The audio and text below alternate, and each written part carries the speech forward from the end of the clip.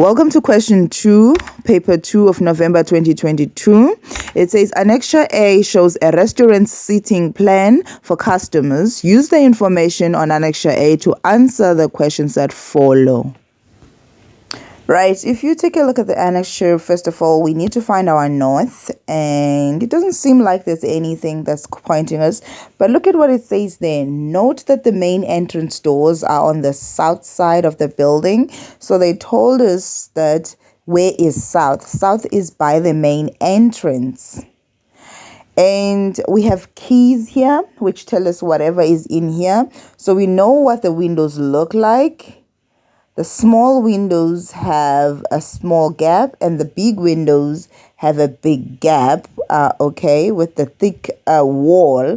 They're by the thick wall there, and or some of them are on the other side. Okay, so, and they told us what the chairs look like and what the couch look like. And we then have the stoop, which is a covered stoop. A stoop is like a veranda. This one they said is covered, so it has a roof on it. So that would be outside. As you can see, the couches by the door are outside before you get into the main entrance. And we also have a door leading to a covered stoop there on the left, where our 3 tables are sitting. And outside there's 4, 8, 12 chairs with 3 tables. We also have restrooms there with the arrow, and adjacent to that is the storeroom. If you take a look at the big table number 18, on the other side of it there is an arrow which goes right and then goes down and then it goes right again. So that is an arrow. It's sort of like giving you direction where to go, I assume. And yeah, that would be our table. Now let's look at the questions. Give one possible reason why this restaurant has so many windows.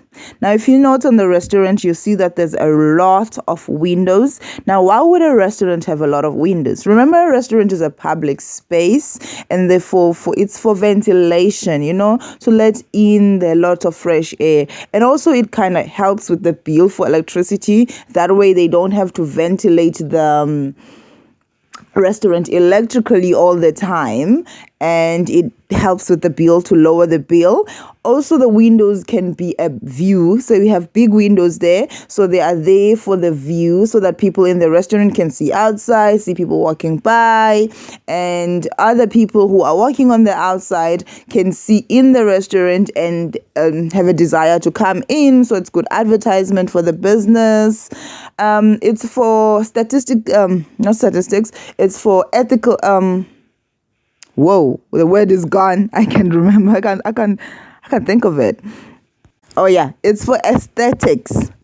So it's to make the building look even more interesting. Commercial buildings look really interesting when they have a lot of windows.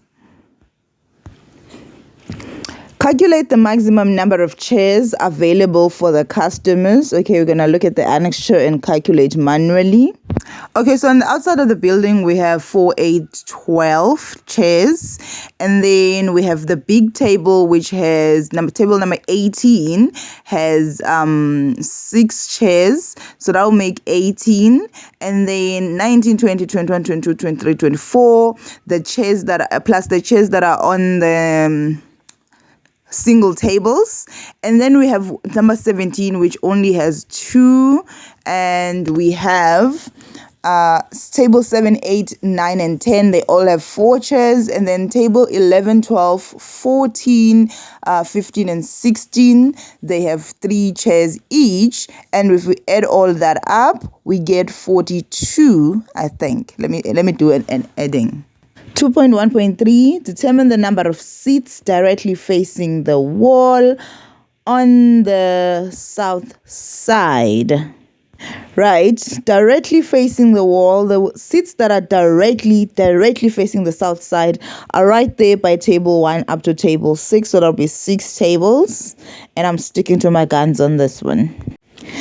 Okay, now 2.1.4, give one reason why the restaurant has couches at the entrance.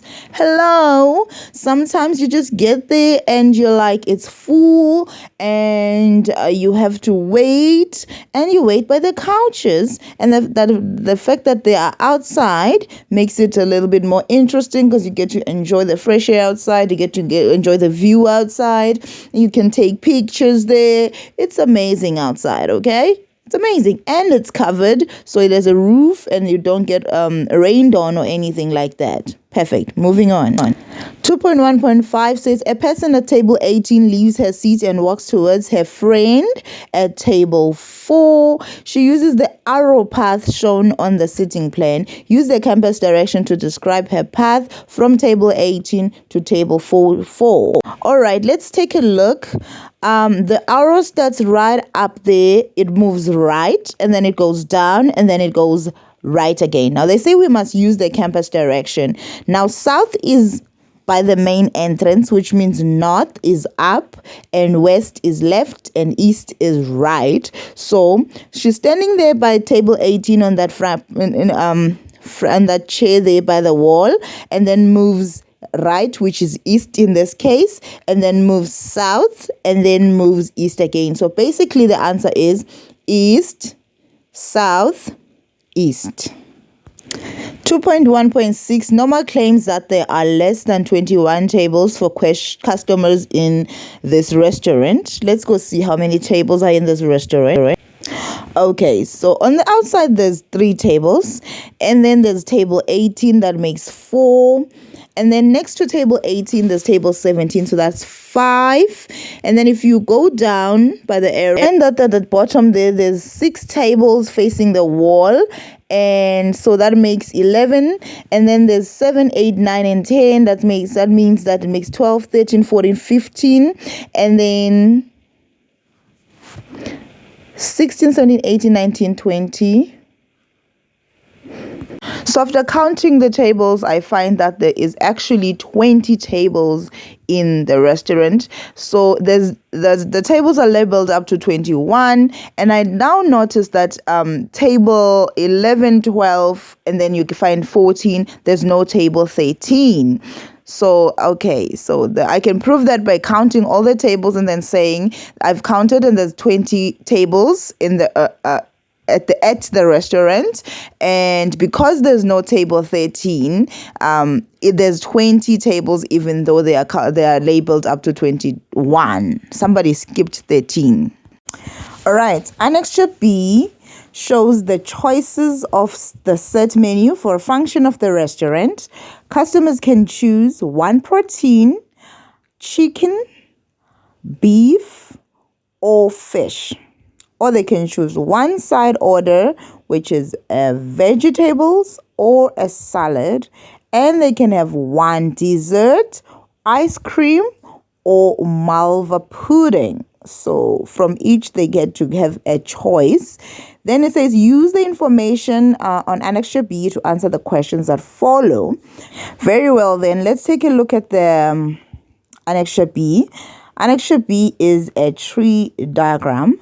And if at the start there, we're told that the C and the B and the 2.2.2, we are not given what it is. So we're just going to have to go back and read the third protein choice there.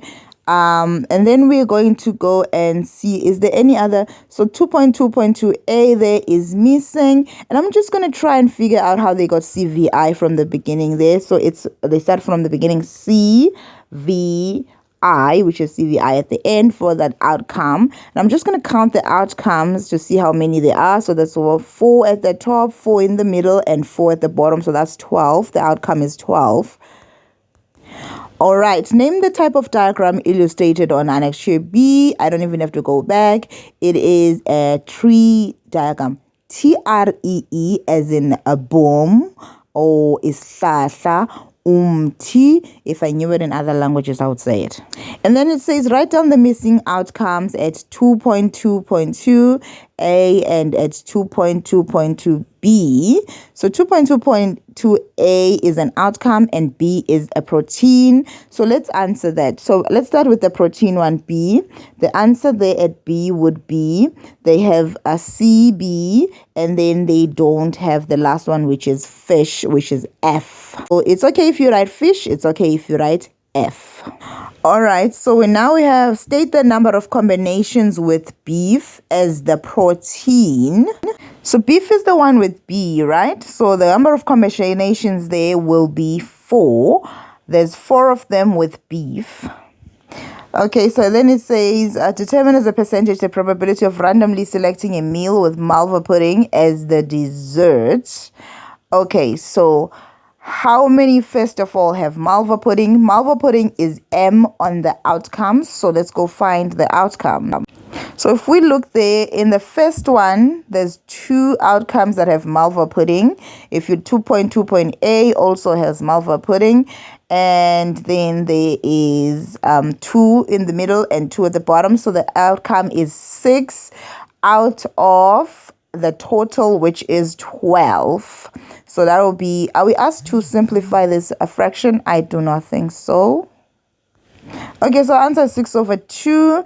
We're told to calculate it as a percentage. So I'm just going to go to the calculator and say 6 divided by 2, and that gives me 0.5. And then I'm going to multiply that by 100, and that gives me 50%. Done with question 2.